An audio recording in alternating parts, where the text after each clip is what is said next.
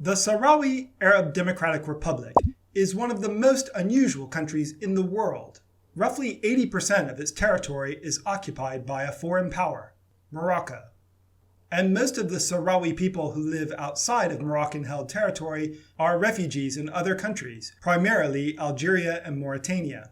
But despite this, the people of Western Sahara heroically maintain a democratically elected, reasonably transparent government, which is recognized by 31 other countries, and is a full member of the main international organization in Africa, the African Union.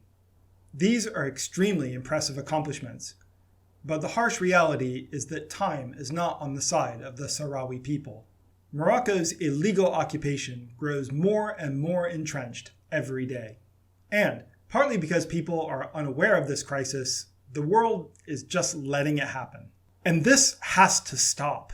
The US government, starting with the Ford administration in the 1970s, and then accelerating during the Trump and Biden administrations, has treated the lives of the Sahrawi people like bargaining chips. They have been repeatedly traded for small diplomatic advantages and with tragic consequences. I started working on this video without any real strong opinions on this subject. I was just interested in learning about how Western Sahara worked. But as I've learned more, it's made me really angry. Please watch this video. You may not agree with everything I say, but you need to know what is happening. If you're from America or France, then it's happening in your name, largely unreported.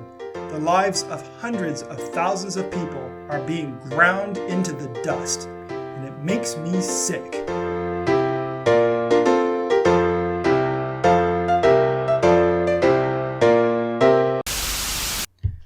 Hello everybody, Fredo Rockwell here. First, let's start off with some history. For roughly 100 years, starting from 1884, Western Sahara was what nearly every other country in Africa has been at one time or another, a colony.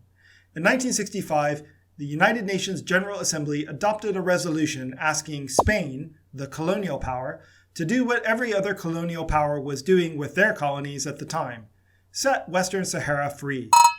A year later, the UN General Assembly went a step further and requested Spain hold a referendum to let the people of Western Sahara decide their own future. Spain, at the time, was ruled by a fascist dictator named General Francisco Franco. By the 1970s, Franco was old and dying, and his government was weak and unstable. Meanwhile, both Morocco to the north and Mauritania to the south claimed that Western Sahara rightfully belonged to them, based on events which took place a long time ago. Spain, not very keen on human rights at the time, dragged its feet, and a popular left-wing group of Sahrawi militants known as the Frente Polisario formed in 1973 to fight for their independence. On the 16th of October 1975, the International Court of Justice ruled that the claims made by Morocco and Mauritania to Western Sahara's territory were too flimsy to be taken seriously, and that the people of Western Sahara had the right to determine their own future, just like every other African colony did during this era. 2 weeks later, though, the Moroccan army crossed the border and invaded Western Sahara. After successfully pushing back Polisario forces, a 350,000-strong group of unarmed Moroccans gathered at the border, and on the 6th of November, they swarmed into the territory that the army had secured, an event known as the Green March. The Green March caused a political crisis in fascist Spain, and under intense pressure from the administration of US President Gerald Ford, led by Secretary of State Henry Kissinger, Spain reluctantly agreed to withdraw from Western Sahara and to divide it between Morocco and Mauritania. Just to be clear, this was a clear contravention of multiple UN declarations and the International Court finding. To the Americans, this was a classic Cold War calculation. Morocco was a staunch ally in the fight against communism, while a Western Saharan government, led by a left-wing revolutionary group like Polisario, was unlikely to be friendly. This agreement, which was known as the Madrid Accords, was negotiated without any input from the Sahrawi people. With support from Algeria, who remains a key ally today, Polisario began a guerrilla campaign to liberate its country from its new foreign occupiers. In 1979, Mauritania gave up, ceded its claim over Western Saharan territory to Polisario, and officially recognized the Sahrawi Arab Democratic Republic, or SADR, the country's official name. Polisario was also initially successful at pushing the Moroccan army back, and by 1982, the Moroccans had retreated to the northwestern corner of the country. At around this time, the SADR began to be recognized by more and more countries and was also admitted to the Organization of African Unity, the forerunner of the current African Union. But that same year, 1982, Morocco completed its first berm, which is a wall made out of stone and sand, to try and keep Polisario fighters from the territory that it held. With support from South African and Israeli engineers, Morocco built 5 more walls over the next 5 years, slowly extending its territory with each wall. The wall has been continually upgraded and now boasts a series of manned fortifications, advanced radar, armed drones, and what is believed to be the longest continuous minefield in the world. Thanks largely to these walls, the conflict turned into a stalemate, and in 1991, the UN brokered a ceasefire which, at least for the most part, lasted until very recently. That's a very brief summary of the conflict, and I've left out a lot of detail here to keep it reasonably short. But I should point out, this was a war, and bad things happened on both sides. I expect any pro-Moroccan viewers, hello, will object to my account, as I've pretty much dismissed Morocco's claims to Western Sahara. That's because I think the arguments these are based on are pretty bogus, and I didn't want to dignify them. The United Nations and international law in general is clear on this issue. Just like every other colony in the world, the people of Western Sahara have the right to determine their own future. Likewise, Morocco cannot simply cite some dusty technicality to justify the invasion of a neighboring country. It is for the exact same reasons that Iraq could not be legally allowed to annex Kuwait, and that Russia cannot be legally allowed to annex Crimea. Western Sahara is the last remaining mainland colony on the UN's list of non-self-governing territories, and the UN has recognized Polisario as the legitimate representative of the Sahrawi people. There have been repeated attempts to negotiate a referendum on independence, as UN resolutions have repeatedly called for, but each attempt has collapsed over disagreements about who should get to vote. Morocco has shipped hundreds of thousands of settlers to Western Sahara since its invasion, and even if you limit the vote to pre-1975 residents and their descendants, there is still plenty to argue about. The Sahrawis have agreed to several international proposals for a referendum, but Morocco always has an objection. And the reason is obvious. Morocco already has what it wants. Why should it agree to a referendum that it might lose? So let's look at the Sahrawi Arab Democratic Republic itself, which is a country divided like no other. About half of the Sahrawi people live under the Moroccan occupation. The Moroccan government has pumped a lot of money into the area and turned the main cities of Laayoune and Dakhla into shiny, prosperous-looking places. That sounds good, but it should be noted that the Moroccan occupation is widely regarded as one of the most repressive societies in the world. Freedom House recently gave it a score of 4 out of 100, ranking it 7th worst among the 210 countries and territories it surveys every year, and only surpassed by places like North Korea, Syria, and Chinese-occupied Tibet. On a recent podcast, Cornell University professor Stephen Zunes, an expert on the conflict, said, "The situation in the occupied territories is quite horrific in terms of human rights abuses. I've been to 85 countries, including Iraq under Saddam and Indonesia under Suharto, and I've never seen a worse police state than Western Sahara." So, rather understandably, about half of the Sahrawi people have fled the Moroccan occupation. Most of these live in refugee camps, the biggest group of which are located outside the Algerian city of Tindouf and are home to an estimated 120,000 people. That's roughly the population of Berkeley, California, living in tents, in the desert, for 30 years. The conditions in the Tindouf camps are harsh. The surrounding area is known as the Devil's Garden because temperatures in the summer reach 50 degrees Celsius. Sandstorms are common. There is barely any local vegetation, so it's not possible to gather firewood from the area around the camps themselves, and the local water supply is contaminated and insufficient to support the population. When it rains, though, it pours, and flash flooding is common. Most residents live either in tents or houses constructed of sand bricks, which cannot stand up to flooding. Life is very tough. There is little in the way of a local economy in the camps. Almost everyone is reliant on food aid from the international community to survive, and even then there are shortfalls, especially of vegetables, and malnutrition is a serious problem. But, and here is a serious bright spot, the camps are self-governing and essentially make up the most important component of the Polisario-led government. One of its most important jobs is naturally the distribution of food aid, but the camp government provides an impressive array of services, including a justice system with police, courts, and prisons, all administered under the SADR Constitution, 27 health clinics, 4 regional hospitals and a central hospital, and an educational system. School is mandatory for children, and there are dozens of preschools and primary schools and 7 secondary schools. The literacy rate in the camps is an impressive 90%.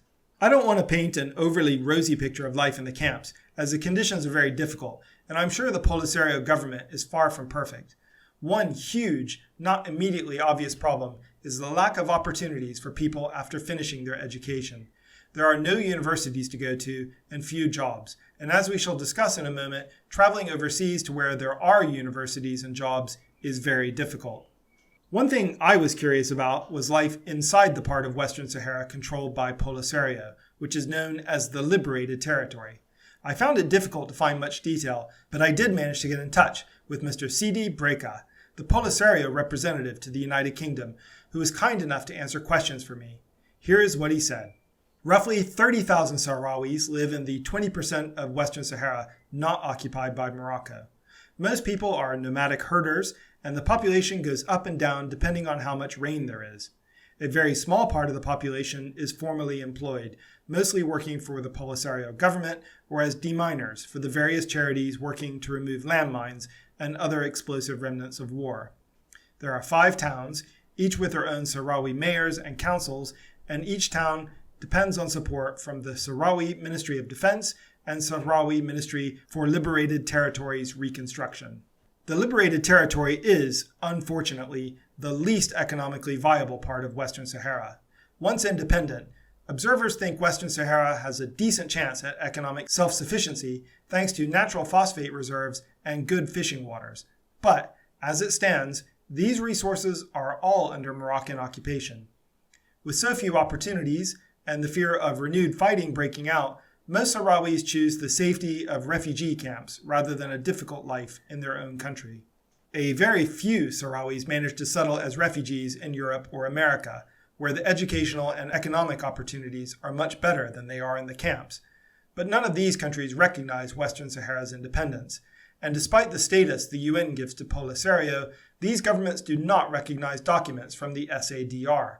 Officially, these governments consider the Sahrawi people stateless, which means even if they do qualify for a visa to work or study at a university, their SADR-issued passports would not be accepted, which is a really serious kick in the teeth, considering all the Sahrawi people have been through. Being a refugee is already really difficult, but I can't imagine how frustrating it would be to be a refugee and have all of your documentation basically ignored. Next, let's have a look at the structure of the government that this persecuted and dispersed people have formed and maintained despite overwhelming odds.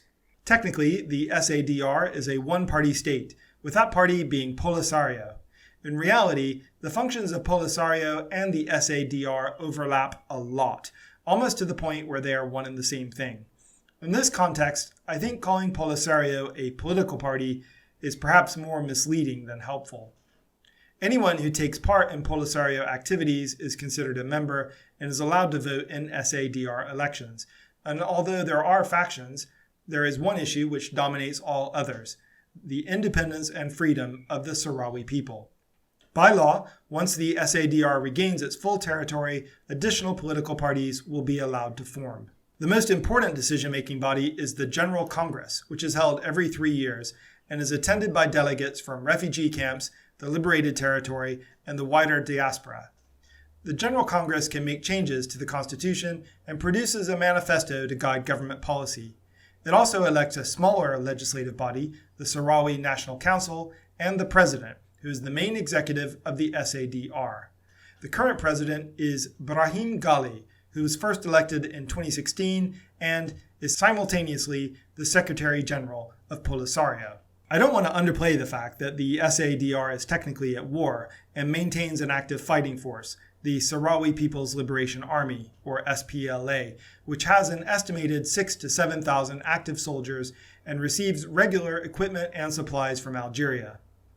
Polisario began, of course, as a military insurgency, but since 1975, when it became effectively a government in waiting, it has vastly broadened its scope beyond military activities, and the SPLA leadership is today responsible to democratically elected officials. The track record of Polisario and the SADR when it comes to democracy and human rights is pretty good. Women play an active role in government thanks to the extremely well-organized National Union of Sahrawi Women. The SADR government officially welcomes visits from UN human rights observers to the refugee camps and territory it controls, and generally gets good or satisfactory reports, although Polisario does admit to historic problems which occurred during the 1970s and 80s. Polisario has also formally agreed to stop the use of landmines, something Morocco has yet to do. I don't want to come across as naive or credulous. Every government has its failings, and considering the conditions that Polisario has to put up with, I have no doubt that it sometimes falls short of its own standards. But overall, I cannot deny the impression that despite the many challenges it faces, the SADR is one of the more progressive, forward-facing governments in Africa. This is what makes the situation in Western Sahara doubly tragic. Not only are the Sahrawi people being denied basic human rights by the Moroccan occupation, but its democratic government in waiting, which is poised and ready to take control one day, is becoming increasingly marginalized on the world stage. And who's at fault for this? America. Well, France has done some really sneaky and nasty things too, but recently at least, it's mostly been America. On December 10th, 2020, the Trump administration announced it had brokered a deal between Morocco and Israel. The two countries would establish full diplomatic relations, and in exchange, the U.S. agreed to recognize Moroccan sovereignty over Western Sahara. All of Western Sahara, even the part currently controlled by Polisario. The deal, negotiated by Trump's son-in-law, Jared Kushner, was purely transactional. There was no attempt to present this as anything other than what it was, a diplomatic win for Israel in exchange for a diplomatic win for Morocco. But it is hard to argue that Morocco's recognition of Israel is even that big of a breakthrough. The two countries have been trading with each other for years. Israeli engineers helped build Morocco's fortified walls, and in January 2020, Morocco purchased 3 Israeli drones for $48 million. The next step to full diplomatic recognition was a pretty small one.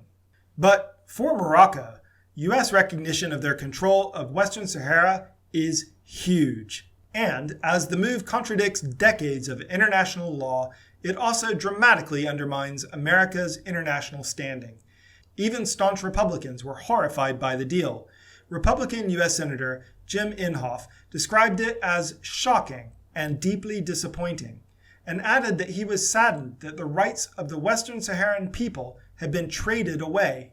Trump's former national security advisor John Bolton tweeted, "Trump was wrong to abandon 30 years of U.S. policy on Western Sahara just to score a fast foreign policy victory." Trump is no longer president, but America's recognition of Morocco's illegal occupation of Western Sahara territory endures under the Biden administration. White House officials say the policy is under review, but Secretary of State Anthony Blinken has told Moroccan officials that they will not be retracting the recognition immediately. Meanwhile, the U.S. decision to recognize Morocco's annexation of Western Sahara sets an extremely dangerous precedent. This is essentially the same thing Russia did with Crimea. Are we okay with using force to redraw international boundaries now? What happened to a rules-based system? But the real losers from the actions of the Trump and Biden administration are the Sahrawi people. The 1991 ceasefire negotiated by the United Nations is now basically over. Reports of what is happening on the ground vary, but according to an email I had from Representative Breka, Morocco has extended its southernmost wall by a further 4 kilometers and laid down an additional 10,000 anti-personnel mines, cutting off Polisario's last access to the sea. I don't have any good news to end with. Things are bad, and unless the US government changes its policy, they're likely to get worse. One thing we can all do, especially if you've watched to the end of this video, is to get the word out. Tell your friends who the Sahrawi people are and what's happening to them. Thanks for watching. I'm pretty sure this won't be my last video on Western Sahara, so stay tuned. And I'll see you in the next video.